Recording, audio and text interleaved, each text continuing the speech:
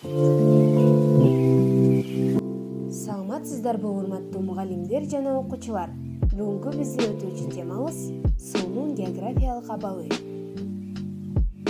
Бардыгыбыз эле билгендей, биздин планетанын көпчүлүк бөлүгүн 79% суу ээлейт.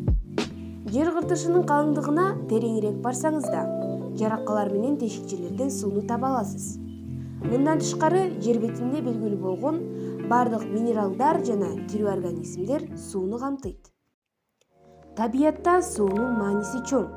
Суу боюнча заманбап илимий изилдөөлөр сууну уникалдуу зат катары кароого мүмкүндүк берет. Жерде болуп жаткан бардык физикалык, географиялык, биологиялык, геохимиялык жана геофизикалык процесстерге катышат.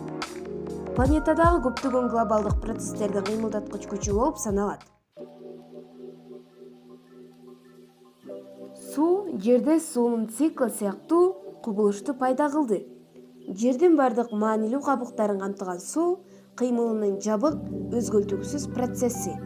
Суу айлануусунун кыймылдаткыч күчү күн энергиясы болуп саналат. Ал суунун бууланышын шарттайт. Атмосферага кирген суу горизонталдык багытта аба агымдары менен ташылып, конденсацияланып, тартылуу күчүнүн таасири астында жаан-чачын түрүндө жерге түшөт.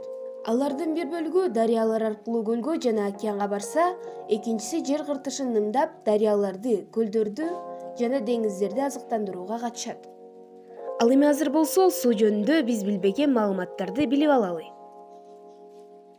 Суу ааламдагы эң кызыктуу элемент. Эмне үчүн? Миллиарддаган жылдан бери адамдын жана тирүү организмдин баарында суу молекулалары жашап келет. Жер каймактап 100 миллиондогон жылдан кийин океандар пайда болгон. Суу күн системасынын четинен астероиддер жана кометалар аркылуу жер бетине келген. Алар чоң булуттардын, чаңдын жана тоо-этектеринин калдыктары эле. Мындай көрүнүш башка планеталарга мүнөздүү эмес. Андан соң жер бетинде цикл башталды. Суу абада жаныбарлар менен өсүмдүктөрдү айланып уланып берет. Балким сиздин көз жашыңыз динозаврлардын организминде айланган суу болушу мүмкүн. Ошондой эле бактериялар, булуттар, уюлдагы муздар жана башкалар. Суу химиянын кадимки эрежелерине баш ийбейт.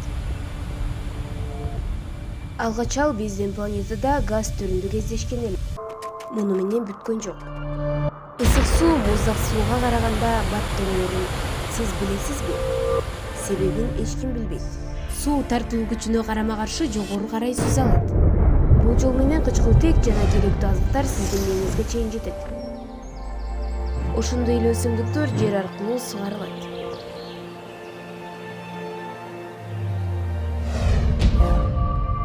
Анан дагы күн системасында суу көп эле кездешет.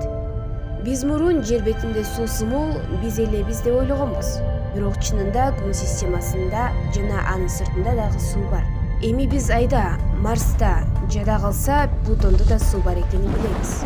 Каякта суу болсо, ал жакта жашоо болушу мүмкүн. Эми бир стаканга бул суюктукту куюп, түссүз, даамсыз суунун кереметине таң калыңыз. Суу болбосо, биз да, планетабыз да болбойт эле.